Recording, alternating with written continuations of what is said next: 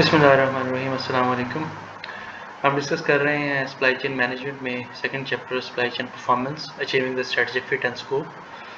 Today we are going to check the other factors or other issues affecting strategic fit.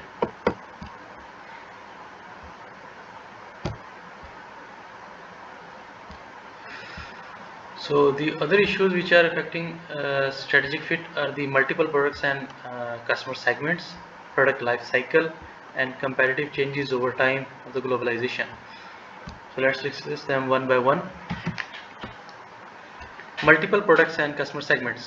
So firm sells different products to different customers segments. तो different customer segments आपके पास available हैं, different customers हैं और उनकी different implied demand uncertainty है, तो आप एक ही supply chain strategy use नहीं कर सकते, आप different supply chain strategy use करेंगे.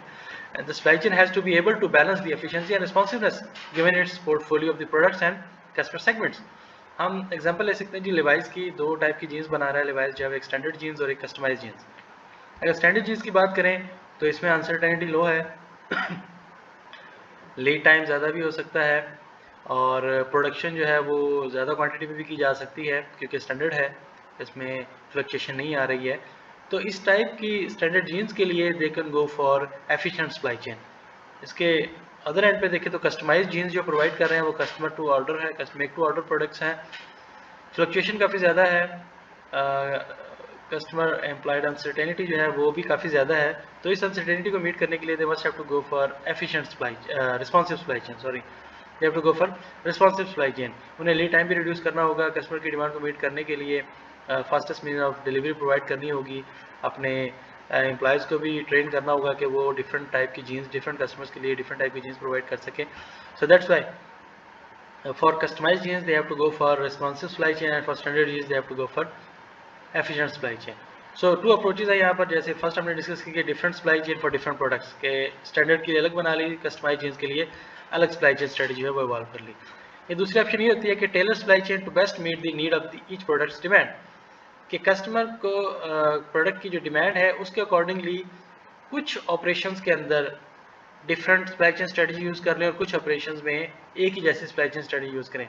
जैसे आप प्रोडक्शन जो है वो एक ही यूनिट में कर लें, लेकिन जो डिलीवरी के लिए है वो डिफरेंट जो है वो मीन यूज़ कर लें. अगर आपके पास स्टैंडर्ड जीन्स आ रही का ऑर्डर आ रहा है तो आप पाकिस्तान पोस्ट के थ्रू सेंड कर दें, और अगर कस्टमाइज जीन्स का ऑर्डर आ रहा है तो वो आप TCS के थ्रू या किसी और फास्ट कोरियर सर्विस के थ्रू सेंड कर दें. तो आप जो है वो डिफरेंट ऑपरेशन के अंदर बाइफर्केशन कर लेते हैं, पूरे के पूरे सप्लाई चेन को डिफरेंट नहीं करते. सेकेंड है हमारे पास product life cycle. Sorry. So product life cycle होता क्या है कि हमारे पास प्रोडक्ट जो है वो इंट्रोडक्टरी स्टेज से ग्रोथ में आती है, मेच्योरिटी में आती है और फिर डिक्लाइन में चली जाती है. तो दिस टाइप का हमारे पास प्रोडक्ट लाइफ साइकिल होता है. So the demand characteristics of product and the need of the customer segment change as the product goes through the its life cycle. तो इंट्रोडक्टरी से ग्रोथ में, ग्रोथ से maturity से डिक्लाइन में, जैसे जैसे डिफरेंट स्टेजेस पे आती हैं तो कस्टमर सेगमेंट भी चेंज होता चला जाता है और डिमांड भी चेंज होती चली जाती है. तो supply chain strategy must evolve through out the life cycle. तो डिफरेंट स्टेजेस के ऊपर डिफरेंट टाइप की सप्लाई चेन स्ट्रेटजी रिक्वायर होगी. फॉर एग्जांपल, अगर आप अर्ली स्टेज पर हैं, इंट्रोडक्टरी स्टेज पर हैं, सो अनसर्टेन डिमांड होगी, सर्टेन नहीं होगी, बिकॉज अभी आपके कस्टमर मार्केट में प्रोडक्ट इंट्रोडक्टरी स्टेज पर है, इनोवेटिव प्रोडक्ट है, न्यू मार्केट में अवेलेबल है, तो आप हाई मार्जिन रख रहे हैं, दैट इज़ वेरी इंपॉर्टेंट. तो आपको टाइम पे भी फोकस करना पड़ेगा. तो हाई मार्जिन, जैसे एप्पल की नया फ़ोन लॉन्च होता है, अर्ली स्टेज के ऊपर अनसर्टेन डिमांड होती है, मार्जिन काफ़ी ज़्यादा होते हैं, हाई होते हैं. Product availability is the most important thing. अगर आपकी प्रोडक्ट आउट ऑफ स्टॉक हो गई है तो कस्टमर स्विच कर जाएगा, तो यहाँ पर आप कॉस्ट को मैटर नहीं करते, तो आप रिस्पॉन्सिव सप्लाई चेन स्ट्रेटजी पे यहाँ पर फोकस कर रहे होते हैं. You have to go for responsive supply chain. लेकिन इसके अगेंस्ट अगर आप लेट स्टेज पर देखें, आपकी प्रोडक्ट जो है वो मेच्योरिटी या डिक्लाइन पर है, तो प्रेडिक्टेबल डिमांड है, उसमें ज़्यादा फ्लक्चुएशन नहीं आ रही है, प्रॉफिट मार्जिन लो हो चुके हैं, because that's your cash cows, you want to milk it. So आप सेल्स प्रमोशन टेक्निक्स लॉन्च कर रहे होते हैं to just want to survive, and price यहाँ पर इंपॉर्टेंट होती है. आप जो भी सप्लाई चेन स्ट्रेटजी यूज़ करेंगे उसमें कॉस्ट इंपॉर्टेंट होगी, तो you have to go for efficient supply chain over here. So in this way product life cycle जो है वो आपकी सप्लाई चेन स्ट्रेटजी को अफेक्ट कर रही होती है. सो एग्जाम्पल अगर हम यहाँ पे ले तो फार्मास्यूटिकल फर्म्स के आप ले सकते हैं. फार्मास्यूटिकल फर्म्स का आजकल कोरोना की वजह से, कोविड-19 की वजह से जिन फर्म्स ने वैक्सीन डेवलप कर ली हैं, So they have to go for responsive supply chain. Reason क्या है? Because they are at the introductory stage. उनके पास demand uncertainty काफ़ी ज़्यादा है, टाइम की shortage है. They must have to meet the product customer orders at very shorter period of time. Production में भी उनको कॉस्ट को मैनेज नहीं रखना, सो हायर कॉस्ट के ऊपर प्रोडक्ट प्रोड्यूस कर सकते हैं, लेकिन कस्टमर ऑर्डर्स को जो फुलफिल करना जरूरी है. So in this way pharmaceutical companies जो हैं वो रिस्पॉन्सिव सप्लाई चेन को फोकस कर रही हैं. सेम एंटेल भी जो है वो रिस्पॉन्सिव सप्लाई चेन को फोकस करता है. So as the product goes through the life cycle, the supply chain changes from the emphasising responsiveness to the emphasising efficiency. तो हमने देखा था इंट्रोडक्टरी स्टेज पर जो है वो रिस्पॉन्सिवनेस की ज़रूरत होती है, और लेट मेच्योरिटी या डिक्लाइन स्टेज पर एफिशिएंसी की ज़रूरत पड़ती है.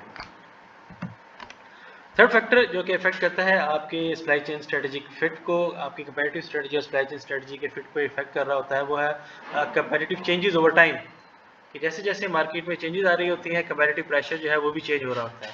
So more competitors may result in an increased emphasis on the variety at a reasonable price. तो जितनी ज़्यादा वैरायटी इंक्रीज करेंगे, लीड टाइम को रिड्यूस करेंगे, आपको बहुत ज़्यादा रिस्पॉन्सिव होना पड़ेगा. ठीक है. एट द अदर एंड, अगर आपकी मार्केट जो है वो जेनेरिक नेचर की है, उसमें ज़्यादा कंपेटिटर्स अवेलेबल नहीं है, जैसा कि आप एग्जांपल ले सकते हैं इलेक्ट्रिसिटी मैन्युफैक्चरिंग कंपनीज, पाकिस्तान में वापडा वर्कआउट कर रही है. तो वापडा जो है वो सिंगल मैन्युफैक्चरर है, वो बाकी लोगों से भी परचेज करके खुद सप्लाई दे रहा होता है. तो they have to focus on, they are focusing on the efficient supply chain because they want to reduce the prices. ऐसे ही the internet market make it easier to offer a wide variety of products. तो ये wide variety अगर आप focus कर रहे हैं और इंटरनेट के थ्रू सेल कर रहे हैं, तो हैंडलिंग तो ईजी हो जाएगी कि आपको मल्टीपल लोकेशंस पर नहीं बल्कि सिंगल और फ्यू लोकेशंस पर प्रोडक्ट को रखनी होंगी, लेकिन उसको फुलफिल करने के लिए उनका जो डिलीवरी सिस्टम है वो आपको रिस्पॉन्सिव रखना पड़ेगा. So supply chain must change to meet these changes changing competitive conditions. तो जैसे जैसे कंपेटिटिव कंडीशन चेंज होती चली जाती हैं, आपको अपनी सप्लाई चेन स्ट्रेटजी भी चेंज करनी होगी. So that was all about the factors affecting on the strategic fit between the supply chain strategy and competitive strategy. इससे relevant कोई भी क्वेश्चन, कोई भी प्रॉब्लम हो तो आप वीडियो के कमेंट सेक्शन में पूछ सकते हैं, और क्लास के जो स्टूडेंट्स हैं वो अपने ग्रुप में पूछ सकते हैं. शुक्रिया, थैंक यू, धन्यवाद.